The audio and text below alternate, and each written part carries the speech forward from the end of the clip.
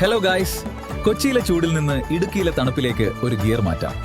കൊച്ചിയിലെ തിരക്കുകൾക്ക് ശേഷം മനസ്സിനൊരു സുഖം തേടിയുള്ള യാത്രയാണിത്. വളഞ്ഞു പൊളഞ്ഞ റോഡുകളും ആകാശത്തെ തൊട്ടു നിൽക്കുന്ന മലനിരകളും ഏഷ്യയിലെ തന്നെ അത്ഭുതമായ ഇടുക്കി ആർച്ചും കാണാൻ റെഡിയല്ലേ? സാഹസികതയും ശാന്തതയും ഒരേപോലെ ആസ്വദിക്കാൻ ഇടുക്കിയോളം വരില്ല മറ്റോ. ഇടുക്കി എന്ന് കേട്ടാൽ ആദ്യം മനസ്സിൽ വരുന്നത് ആ പച്ചപ്പും തണുപ്പും, പിന്നെ ഹൈറേഞ്ചിന്റെ ഗന്ധമുള്ള കാറ്റും, ഡാമിലെ തെളിനീരും കോടമഞ്ഞും കാണുമ്പോൾ അറിയാതെ പറഞ്ഞു പോകും. ഇടുക്കി മിടുക്കിയാണ്. ഇടുക്കിലെ കാഴ്ചകളെ സംബന്ധിച്ച് പറയുകയാണെങ്കിൽ ഈ എപ്പിസോഡ് അത് മാത്രമേ ഉണ്ടാവൂ. തേക്കടി, വന്യജീവികളെ അടുത്തറിയാൻ പറ്റിയിടം, വാഗമൺ, മൊട്ടക്കുന്നുകളും പൈൻ കാടുകളും നൽകുന്ന ഒരു പ്രത്യേക അനുഭവമുണ്ട്. ഇരവികുളം നാഷണൽ പാർക്ക്, വരയാടുകളുടെ താവളം, രാജമലയുടെ നെറുകയിൽ നിൽക്കുമ്പോൾ കാൽ കീഴിൽ മേഘങ്ങൾ ഒഴുകി നടക്കുന്നത് കാണാം.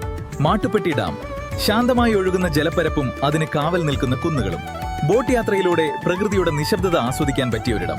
ഏഷ്യയിലെ തന്നെ ഏറ്റവും വലിയ ആർച്ച് ഡാമായ ഇടുക്കി ഡാമും കണ്ടു നിൽക്കുമ്പോൾ നമ്മൾ അറിയാതെ ഒന്ന് നിശബ്ദരായി പോകും. കാടിന്റെ വന്യതയും തണുത്ത കാറ്റും ഏലത്തിന്റെ സുഗന്ധവും ചേർന്ന് ഇടുക്കി, പച്ചപ്പിന്റെ വന്യ സൗന്ദര്യം, പ്രകൃതി അതിന്റെ സകല ലാവണ്യവും വാരിവിതറിയ നാട് ഇടുക്കി. മഞ്ഞു പുതച്ച മലനിരകളും കോടമഞ്ഞു മൂടിയ മൂന്നാർ തേയിലത്തോട്ടങ്ങളും, നീലക്കുറിഞ്ഞുകൾ പൂക്കുന്ന മലമടക്കുകളിലൂടെ പ്രകൃതി തന്റെ പച്ചപ്പട്ടുടുപ്പുകൾ അലക്ഷ്യമായി വിരിച്ചിട്ട് ഒരു മനോഹരമായ സ്വപ്നമാണ് മൂന്നാർ. ഗൈസ്, അപ്പൊ നമ്മൾ ഇടുക്കിയിലെ ഒരുവിധം എല്ലാ കാഴ്ചകളും കണ്ടു എന്ന് വിചാരിക്കുന്നു, പ്രത്യേകിച്ച് നമ്മുടെ മൂന്നാർ. ഇനി നമ്മൾ മല ഇറങ്ങുകയാണ് അടുത്തൊരു കാഴ്ചയിലേക്ക്. മൈലുകൾ ഒരുപാട് താണ്ടി ഒടുവിൽ ഇന്നത്തെ ഡെസ്റ്റിനേഷനിൽ നമ്മൾ എത്തിയിരിക്കുകയാണ്.